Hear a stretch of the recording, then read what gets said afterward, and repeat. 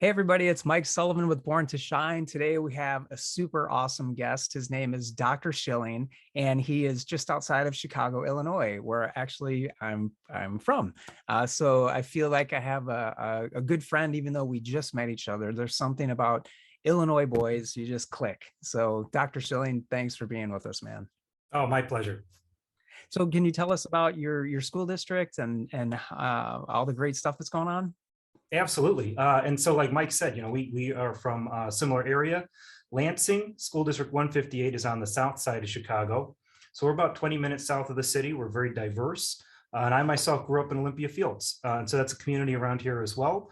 Went to elementary school in this area, and very happy to be able to serve the community of Lansing and the South Cook region now in this capacity as a school district superintendent.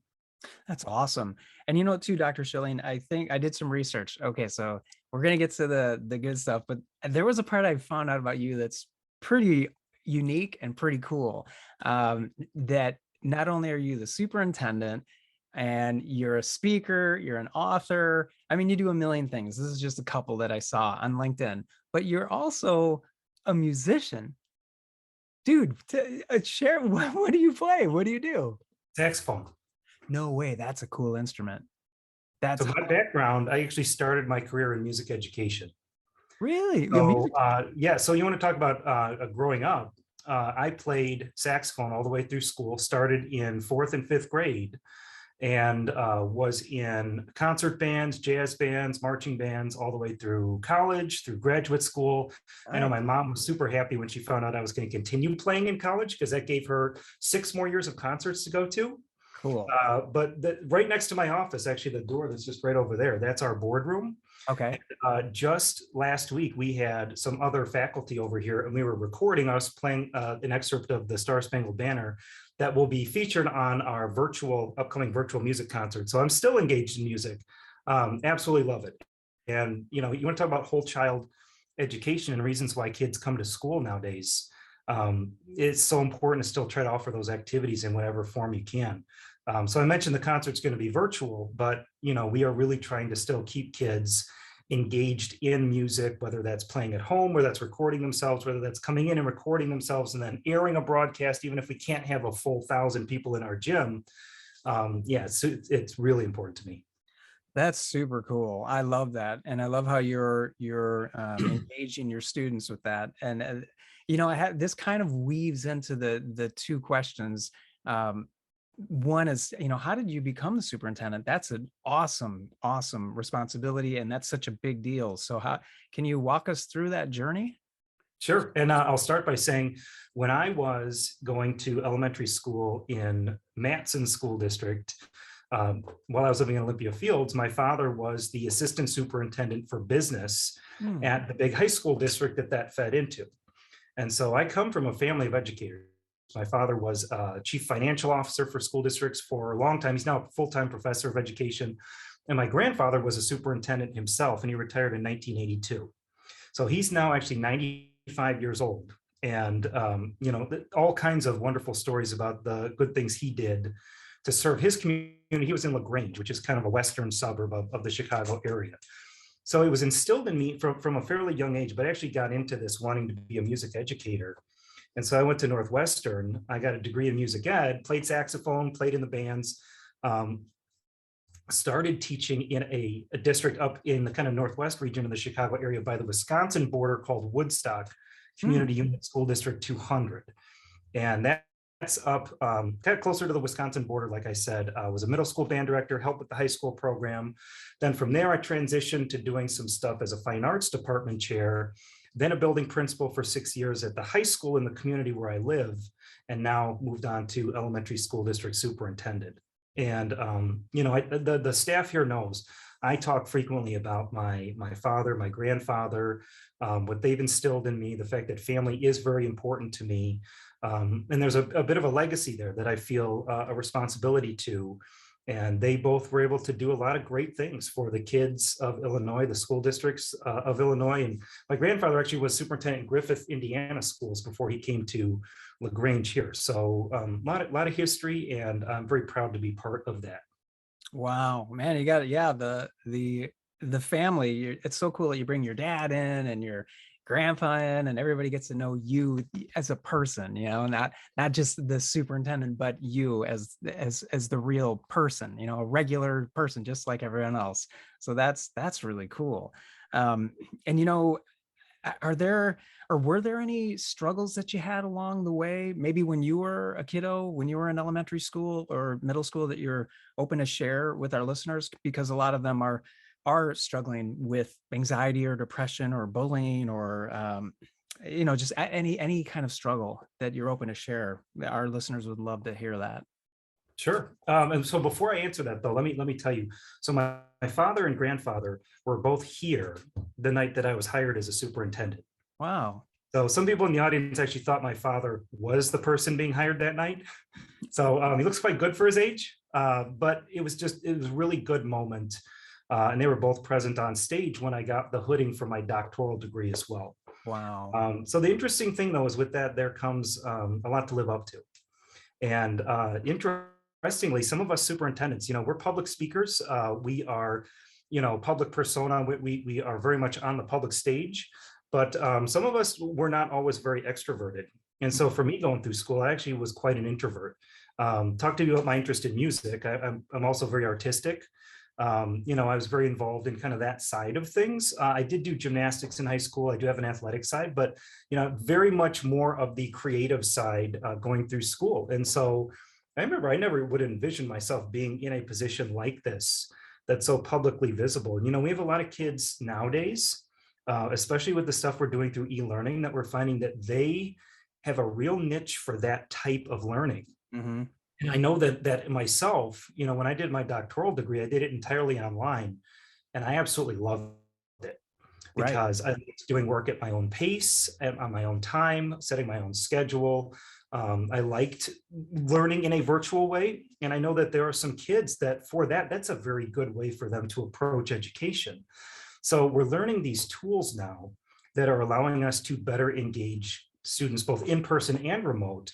But Right. what was previously very good for some students in person, we found not, and those may be some of the students that struggle a little bit more with the virtual learning, but you have kids on the other side of the coin too, who have really thrived in a virtual environment. And, for anyone listening, if you are a bit more of an introvert, and I don't like the word shy because that's not what introversion is. Introversion is just you are very reflective, you're very internal, you're very self-motivated. You may have a creative side. You may that part of the brain may be much more active in the way that you think and work. There's a niche for everybody, and maybe the regular method of schooling is not the best way for you to learn, but that doesn't mean that's the only way to learn.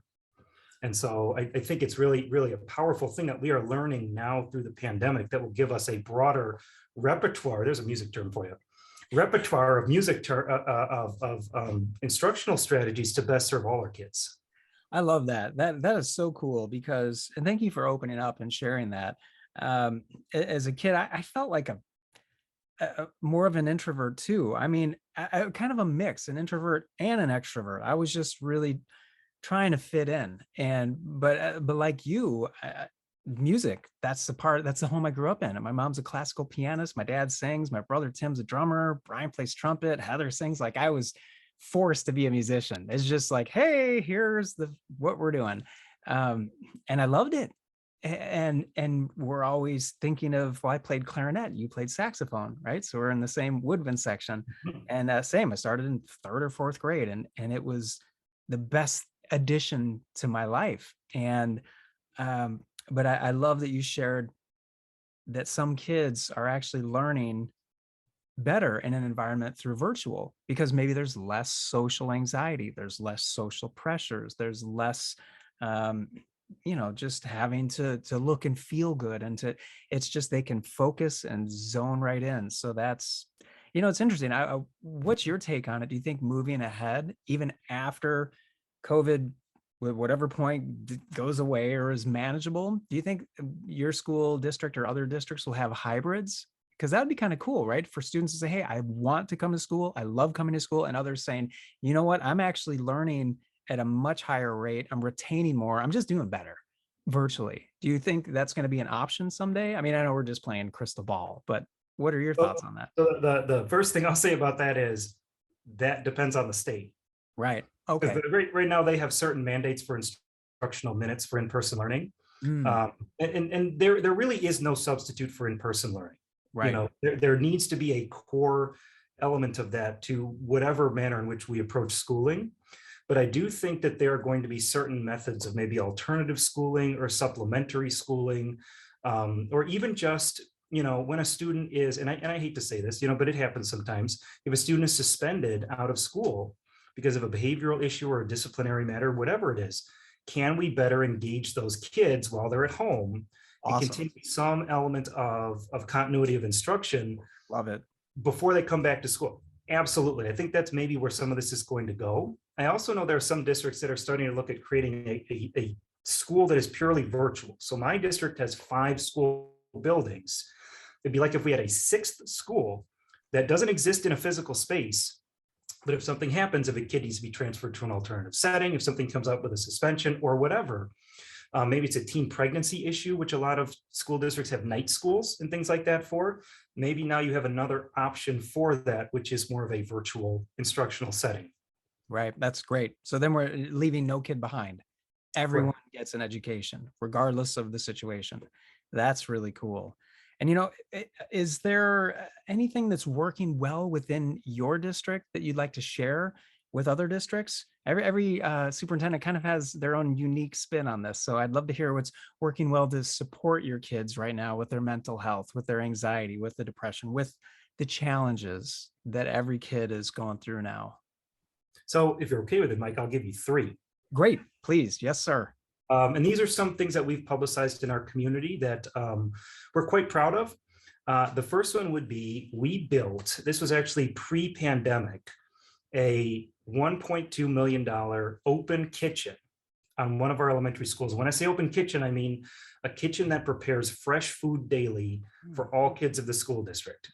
So not bringing in frozen food and heating it up and serving the kids, but actually making pasta, actually making homemade pizza, and then Wow. delivering these types of things to our schools to be served in our kitchens. And so if you want to talk about things like anxiety and wellness and social emotional health, a lot of that sometimes starts with modulating the nutrition of the body so that it can properly, have the necessary energy to function successfully. A lot of kids sometimes don't always bring the best lunches to school if they bring lunches. So to provide something more nutritious can help fulfill that element and kind of balance out sometimes some of the hormonal issues or some of the behavioral issues. There's some research that shows that proper nutrition can alleviate behavioral issues in kids. So that'd be number one. And we actually have used that to help serve food to other school districts in the state as well. The second one is the virtual activities, which I talked to you about before with music. So we're also doing a virtual talent show. We've done some things at our junior high school. We did a virtual graduation ceremony when we first went into COVID. Mm, And so still giving kids safe alternatives to the in-person components, that can be very powerful as well. And as we know, that's one of the reasons a lot of kids come to school is because of those activities, whether it's music, whether it's athletics, whether it's, we have PE teachers who are engaging kids in virtual workouts. There are things that we can keep doing during the pandemic to keep kids excited about school. And then the last thing is maybe more of a way that we've supported our families, and that is we did a computer donation. At this point, I think we've donated over, I think it's 2,000, 2,600 laptop computers to our community. And so when the pandemic started, a lot of districts talk about being one-to-one. Well, we got federal support dollars to upgrade our technology and help make sure our district has one-to-one technology for the kids. But we also found that we had storerooms of old laptops, just sitting there, and they were just going to collect dust. And so our board and myself, our district administrators, we took a very proactive approach and said, why don't we just donate these back to the community? Why don't we get these old machines in the hands of families and at no strings attached? There's not, it's so basically the board did several actions at their public meetings and allowed us to give thousands of computers back into the hands of families that they can now not only use to help their kids with e-learning, but parents can do job applications. They can, we're trying to advance whole families by giving them technology. So that's been very powerful as well. love it. Those are three really powerful forces to, to help kids. I mean, that's awesome. One, pumping them full of good nutrition, always good for everything, their mind, their body, everything. And the second was, help me out here. It's like, oh no, virtual, just enhancing the virtual Yep. experience, right? Either if they're in music or sports, whatever it is, the coach running in place, doing push-ups, sit-ups, right, almost like a yoga class, online. And then the last was, yeah, you're just making sure everybody's connected, right? With all the computers you're giving away, the laptops collecting dust. So, man, that's great. Good on you. Good on you guys for doing all that. And it's great. You said one word that was so important, Dr. Schilling, proactive. That's such the key, with everything. And it's great that you think that way. So it's no wonder you're the superintendent, because it takes that proactive leadership to really, instead of being reactive to problems, you're seeing some potential roadblock and you're like, hey, let's clear the path. Let's build a bridge. Here's a river. We got it. We're going to get you there. So yeah, very cool. And is there anything that you'd like to share, kind of final thoughts? Maybe I missed asking a question, or there's something that you want to share with our listeners, any advice or suggestions or any final thoughts? Well, I'll say this, and so I think kind of to your point you were just making, adaptive skills are super important right now. And I know a lot of people have talked about not wanting to use the term new normal, and thinking and holding out for, when are we going to get back to normalcy? And, realistically, this may be what is normal now going forward. And so we have to be innovative in thinking about the way that we work and the way that we school and the way that we learn. Um, I know there are a lot of listeners, Mike, I think you had said, that are other superintendents, administrators, educators, parents. These are difficult times. These have been challenging times. Here in Illinois, I'm not going to use the word celebrated, let's just say acknowledged the 2-year anniversary of the first case of COVID-19 in this state. We don't know where this is going to go, but we are going to hang in there. And I have said before to my community, it takes a village. And we need all stakeholders involved in our school systems, whether that's the superintendent, whether that's the principals, whether that's the teachers, whether that's the paraprofessionals supporting the classrooms, the custodians who are cleaning and helping to keep our schools safe, whether that's our bus drivers who get the kids to school, our parents who are supporting e-learning at home and making sacrifices in order to make sure our kids can be engaged on those days when we can't safely have them in school. Every single person that has an impact on our educational system plays a vital role to play. And every single one of you has my deepest thanks for the work that you are doing right now. And we are going to make it's not going to look like what it did before, but I would just tell everybody who's listening to hang in there. There will be calmer skies ahead. But for the time being, we just need to be with each other. And remember, it takes a village, and you're not alone in this. Love it. Dr. Schilling, thank you so much for being with us today, for sharing all of your experience. And well, it's really, you got it in your family, your grandfather, your father, the whole lineage of being in the educational system it's where you really shine. So thank you for being with us today. Well, thank you, Mike. It's my pleasure.